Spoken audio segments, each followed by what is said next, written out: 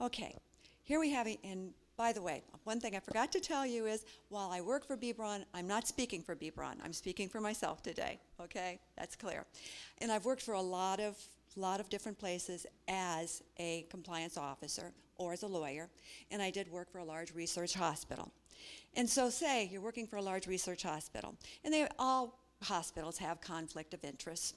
Most companies have conflict of interest policies, and where you have to report, who you do business with, who your brother is, and whether he's doing business with you, or how much money you're making on the outside. In research hospitals, that's really important because researchers do work on the outside. And this research hospital happens to have a cap of $20,000 on outside work.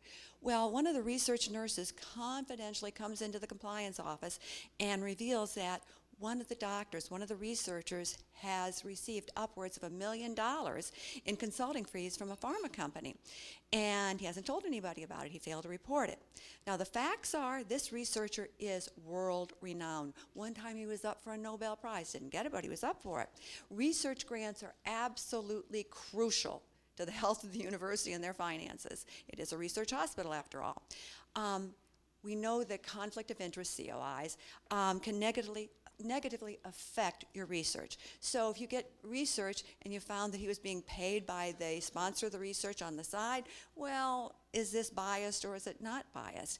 And also, it can result in the FDA not accepting that research when they're approving as evidence for the approval of a new drug or a device.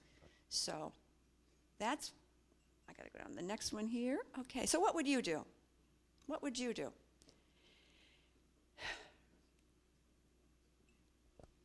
And how would you handle the situation? Okay, how should it be investigated? These are things that I'd like to hear what you have to say about them. And if the facts are confirmed, should the researcher be fired? Should he be let go? Should he be disciplined? What about how do you prevent retaliation to the nurse? Because sometimes retaliation isn't. One of the things that most compliance officers work with is anti-retaliation policies for people that do report, the whistleblowers. And what should the board do about the relationship? Now, one of the things I don't think I mentioned, although it was on the screen, is that the researcher and the nurse did end a long-term relationship, rather unfortunately, unhappily. Okay, so the university does have an annual cap of $20,000. According to the research nurse, he got $1 million on the side. He is world-renowned, brings in millions of dollars, and those research grants are crucial. Okay, Jim, so now they... Yeah.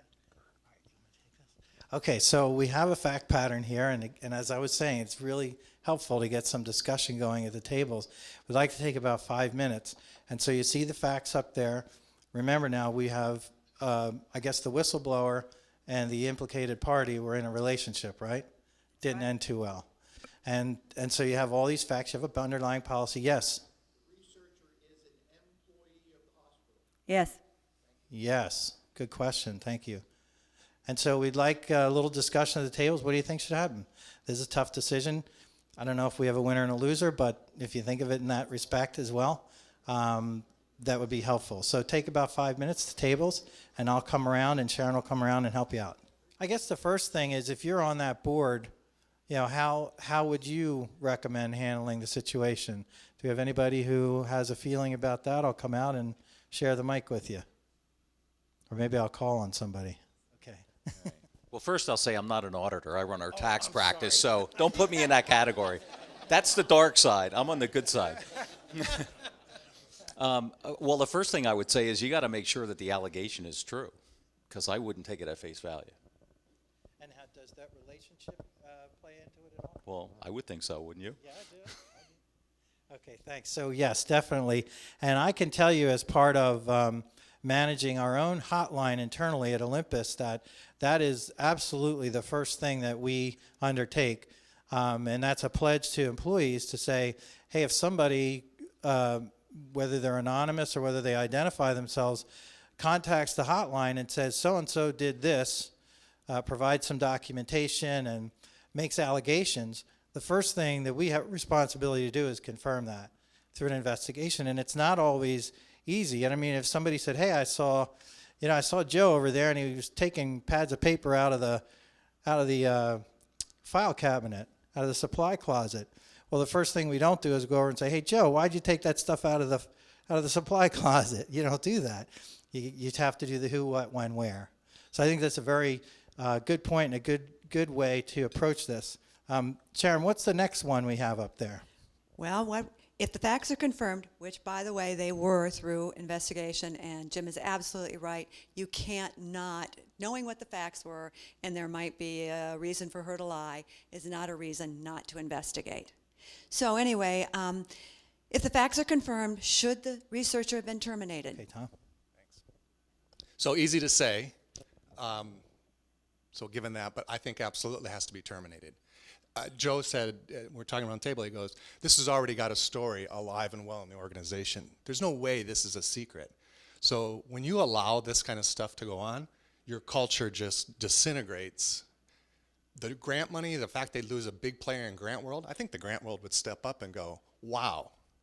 They got one of the best guys in the world and they terminated him because he broke a significant rule in the organization. I think it's going to even bode well for Grant. So I think he has to go. That's easy to say, but that's what you do when you're a leader. The policy was well-written, well-disseminated, and everyone had to certify that they had read and understood it. And he signed off. The facts are certainly mounting against this individual, right? Well, I have one over here, Bob. Hang on one sec. I guess I also think, I feel strongly that we have a responsibility always to teach the next generation. So if this person is a lead researcher, was on track to get the Nobel Peace Prize, and this were to happen, we're teaching the next generation something very important about ethics. And it's a research hospital, so it's clearly got a teaching dimension to its mission. So whatever we are doing, I think it's always important to know that those who are coming after us are watching very closely and learning from us, and that's a grave responsibility in terms of the ethical context.